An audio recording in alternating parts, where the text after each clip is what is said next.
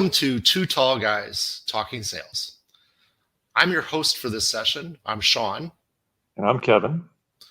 And together we're going to talk about a unique problem that you might be having in your sales process in your sales world. This 15 minutes is designed for salespeople, sales managers, and CEOs of the company that are trying to increase their revenue and trying to be more productive in your sales processes. So let's get started. Morning, Sean. Morning, Kevin. How are you? I'm good. Trying to get the wheels back on the second week of January on the sales. I lost it. Yeah, I absolutely lost. I totally get it. So like the first week of January after the holidays, you get a holiday hangover. That is what I call it. So, last week we talked about let's get going, let's hurry up, let's get going. This is like the first week when it's like, like you really need to start working now, and you really need to start doing stuff because you're already a week in. And I personally feel like, man, I'm behind the eight balls. I'm a week gone already, so I need to hurry up. Right. So, it was interesting. Last time in our session last week, we talked about sales and marketing work together. And one of us made the offhand comment of, gee, we could do several episodes on that. So why don't we talk about that? Why don't we talk about how sales and marketing can work together, especially since, I think I said this last week, but I'm not sure, marketing can influence this year. So typically in a lot of companies, a lot of sales organizations and a lot of products, what marketing does is 6-9 months from actually creating revenue, right? So they're very, very early in the process for what they do. But 6 to 9 months when you're in January, that's still this year, right? Mm-hmm. So marketing can absolutely affect how does this year turn out in a lot of organizations, a lot of companies. So let's talk about how sales and marketing can work together. Sure. Really big topic, but for 15 minutes, we're going to hit the highlights, right? There you go. So sales enablement is a sales and marketing partnership. And let's break the structure down to the three channels of, types of customers. We've got leads, prospects, and customers, right? So leads is where we're marketing, doing the awareness, attraction, very, very high funnel. Sales, prospects is somebody who's essentially qualified, and we're marketing to someone through the sales cycle, and then we're remarketing to our accounts to sell more to them, to enrich the relationship. So let's talk about sales enablement kind of with that as the backstop for those conversations. That sounds great. Good. So leads, I think one thing that we can probably all say is it's never been said by any salesperson that I have too many leads, right? So, so every sales person I know wants more leads, wants better leads. Leads from marketing aren't good enough, blah, blah, blah. And I think that's a conversation that sales people and sales leadership should have with marketing of how do we get more leads? Because we can't just say, hey, marketing, do your job better. That's not fair.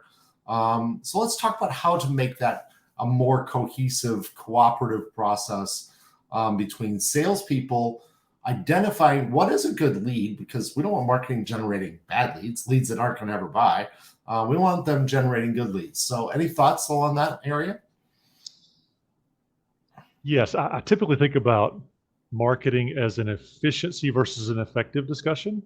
Efficiency is doing the marketing, right? I think you and I were having an offline conversation about this. Are we doing all the right things quickly? That's effective versus are we doing everything fast, right? And so things like word selection and, messaging and content focus as opposed to being scattered. I mean, that becomes really important when we're talking about attracting the right customers, fitting our ICP, our ideal client profile, fitting the messaging to attract those right customers. And then also when they're in our sales pipeline, when we're actively selling to a potential new client, are we telling them all the things they need to know to make an informed decision or to differentiate ourselves from competition, right? It's how do we create the right messaging for the right time? I agree. I think that, there's an exercise that I know that you and I both do, a value selling proposition exercise that we do with some of our clients that would help that a lot, because it allows marketing to come up with a 2 or 3 sentence, probably less than 50 words description of what do we do for our clients. And if they could just start there and then build from that, because 50 words isn't enough to convince anybody to buy or to be a lead, but at least it's the beginning of that message. And that message can then be, this is what salespeople are saying, this works, and this is what marketing is saying to get people in the door to, pay attention to the salespeople.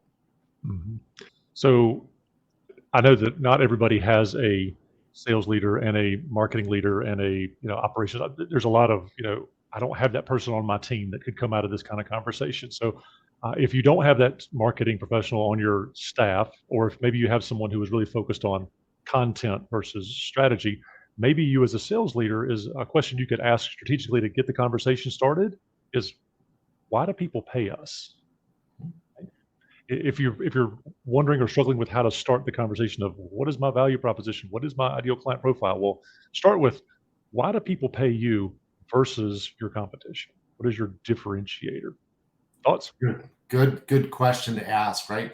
What value do we really provide to do that? And so salespeople can also help that, kind of the building in that same thought process of sitting with your existing customer. So that was that third pillar that you talked about earlier, sitting with your existing customer and say, why did you buy? What did we do? What did we convince you of? What was valuable in the sales process that allowed you to become a customer? Now, that works better with somebody that's a newer customer as opposed to a customer who's been with you for 3, 4, 10 years. But what value did we bring in that sales process? And then if you got that older customer, that 4, 5, 10-year customer, why are you still our customer? What value are we bringing? And truly ask the customer for that feedback, because that feedback can help drive marketing awareness and ideas. And worst case, it might be a good testimonial to put on your site. You might learn something about yourself, right? Taking Exactly. that honest approach to that's a customer relationship call. Right. You can call it a quarterly business review, a QBR. You can call it an annual review. These opportunities for you in sales leadership or business ownership allow you to ask those types of questions. Now, you got to be ready for some tough love, right? Sometimes you might hear something you don't want to hear, but that's probably the best outcome for your business, the business health, not necessarily your ego, but the business health. If you can learn better how to serve your clients, or more specifically, what they value the most from you, that's gold for anyone in the sales arena, because they can take that learning and move it forward to your other customers. You might shave days or weeks or months off your sales process because you focus on the value, not on the features. And we kind of started this conversation with talking about sales and marketing alignment. And I think it's probably that features versus values discussion is a really, really ripe opportunity for us to talk as seasoned sales professionals. What do we get the most out of when it comes to content that we have available to us? Yeah, so it's easy. I shouldn't say easy. It is not as difficult to just list out all the features of your product and explain at a high level what that feature does, right? That's relatively easy. Marketing can pull that off without a lot of effort. But when you start talking about, this is what our feature is, and this is why a customer gets value out of that feature, and then describe that on your website and in your direct mail campaigns and your call campaigns and whatever that happens to be for your company, that was really where you start to see the needle start to move, because now you're putting it into the words and the understanding that the customer actually comes from. So we started this conversation talking about those 3 pillars, and quickly it came into, what do customers really want? So that's that third pillar that you mentioned.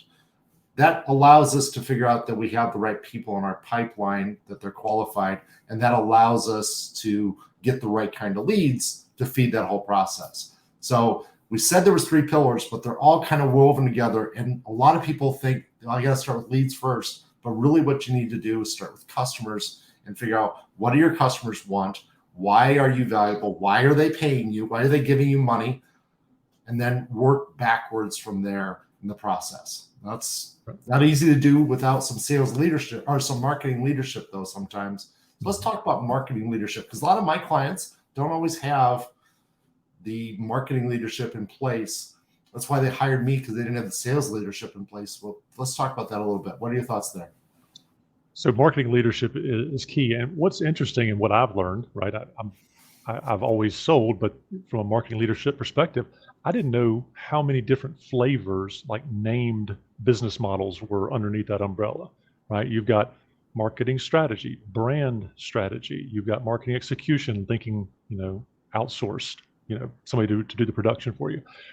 You've got just content development. And underneath each of those, there's industry specific, there's verticals or types of people. Anyway, it's really interesting just from that perspective. So when I come to my customers who largely don't have internal marketing support as well, when I come to them and they say, hey, we need more leads, right? That's both a sales and marketing problem, right? That's where the conversation starts. But to get the right people in front of the business, we need to know, as sales professionals, what do they actually need from a business model standpoint? Do they need more net new leads? Do they need a cross-selling strategy? Do they need a messaging strategy? Do they need a product and branding strategy? Like if it's a CPG, do they need a product packaging strategy to get better shelf awareness, better target, strike zone awareness? So marketing comes in a number of different flavors for all of our different customers, and they're customized. So for the owner who is looking for more leads, we really have to unpack that a little bit and say, okay, well, let's talk about where those leads might come from. And then we can start down the path of, okay, this is the type of marketing help you might gain the most benefit from.